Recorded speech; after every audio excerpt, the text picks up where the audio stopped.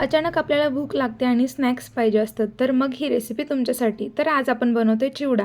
त्यासाठी इथे मी घेतलेला आहे शेंगदाणे, फुटाण्याची डाळ, लसूण जरा ठेचून घेतलेला आहे, कढीपत्ता, घरातील मसाले आणि हे मुरमुरे आणि त्यानंतर लाल तिखट आणि मीठ.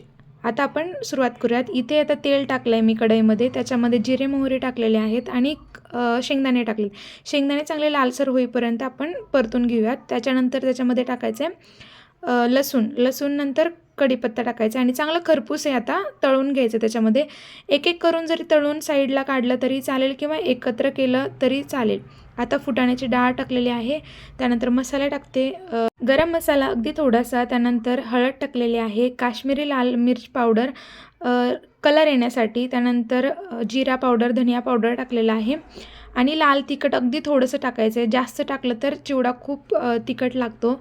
त्यानंतर हिंग आणि चवीनुसार मीठ. आता हे सर्व आपण एकजीव करून घ्यायचं. इथे एक टिप तुम्हाला सांगते, जेव्हा आपण हे सर्व मसाले या फोडणीमध्ये टाकतो त्यावेळेस गॅस हा नक्की बंद करायचा. जर गॅस चालू असेल ना तर मसाले सर्व जळतात आणि त्यामुळे चिवड्याला पण चव वेगळी लागते. आणि इथे आता 2 चमचे साखर टाकली मी आणि सर्व मुरमुऱ्यांसोबत ही फोडणी आता मिक्स करून घेते. आणि बघू शकता असा हा आपला चिवडा तयार झालेला आहे. एकदम टेस्टी झालेला आहे.